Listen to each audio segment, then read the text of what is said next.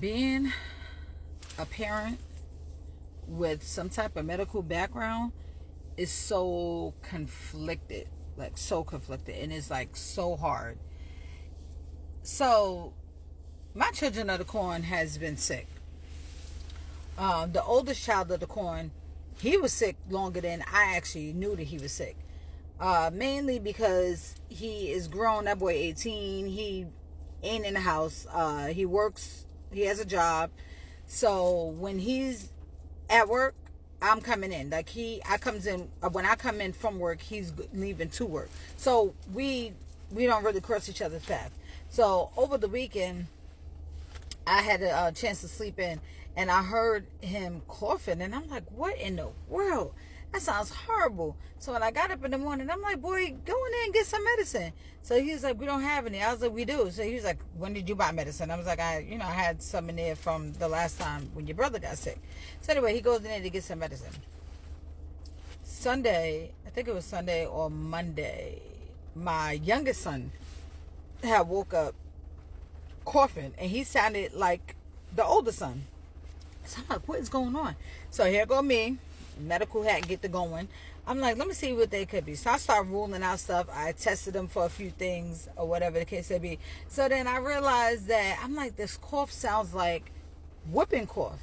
But they're 18 and 14, so I know daggone well it's not whooping cough. So what else can it be? And they only have a cough.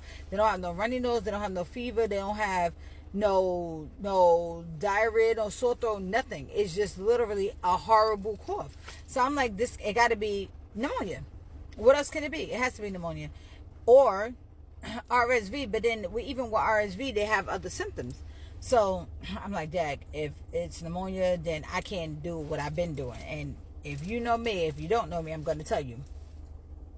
We don't go to the doctors. We don't go, well, let me not say to the doctor. We get our regular annual checkups, but I don't do hospital runs. If my kids have a common cold, I'm going to treat it at home with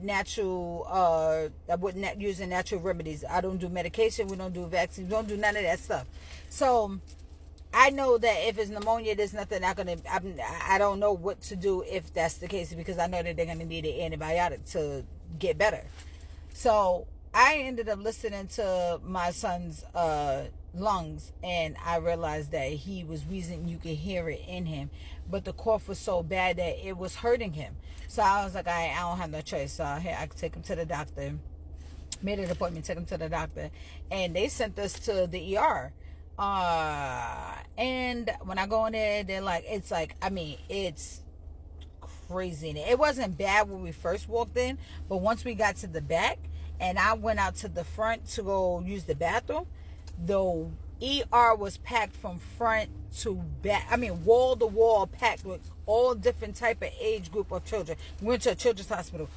All different age groups, from children's in the carriers to the carrying car seat with the handle, and toddlers, all the way up until like 18, 19, 20 years old. I'm like, what in the world? So anyway, their results come back, and it was what I already had diagnosed them with. They have pneumonia, walking pneumonia at that.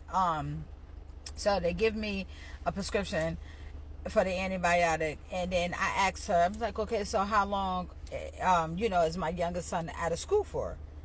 This lady had the nerve to look me in my face and say, he could go back to school tomorrow.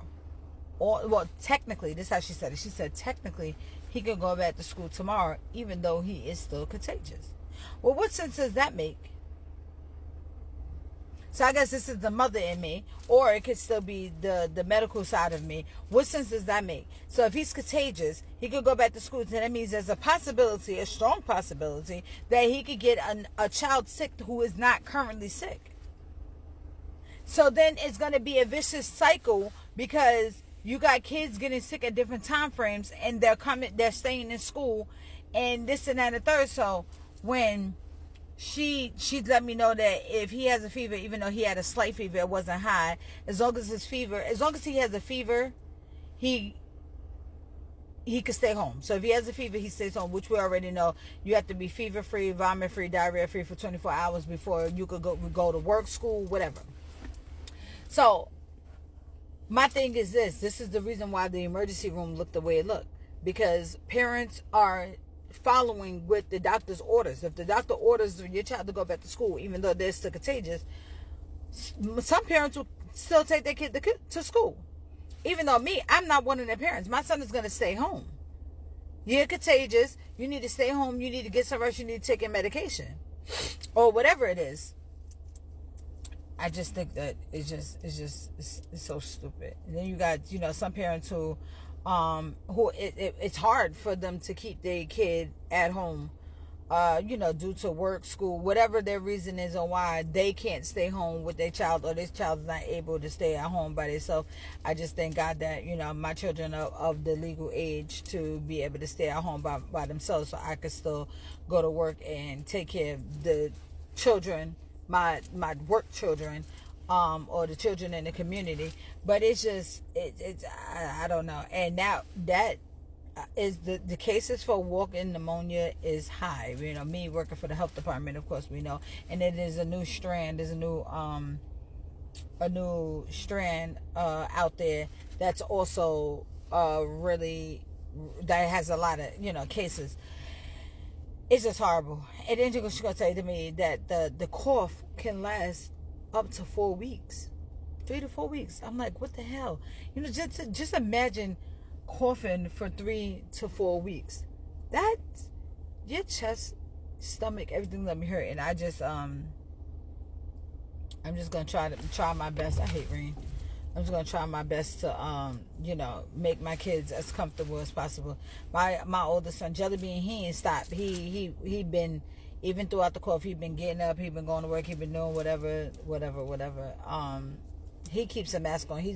That boy ain't took his mask off since COVID. So I don't know. Anyway, what I do know, because I had a moment, is that it's stupid, my opinion, for kids to be in school knowing that they are contagious. I mean, well, let me not say it that way. I think it's stupid for the medical physicians, personnel. His car is nice. He did it up. He a true hard Ravens fan. His for personnel, medical personnel to send these children back to school knowing that they are contagious. My thing is this, parents, if you can keep your kids home while they get better, please do. You never know what type of predicament you could be putting another child in.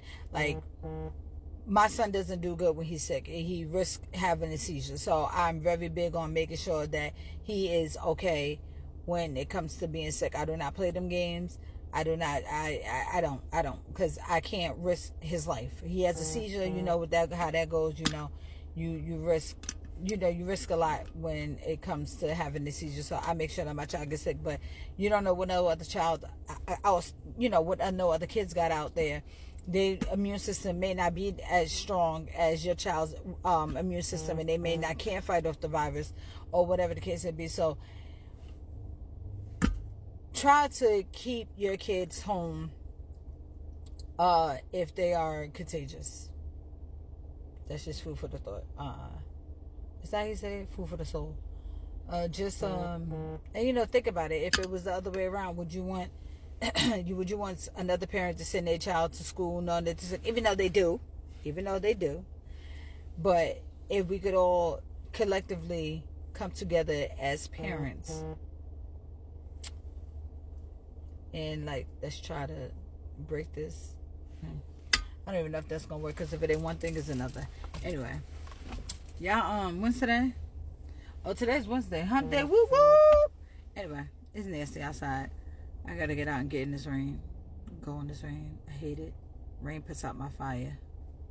So, yeah. Anyway, you have a nice day.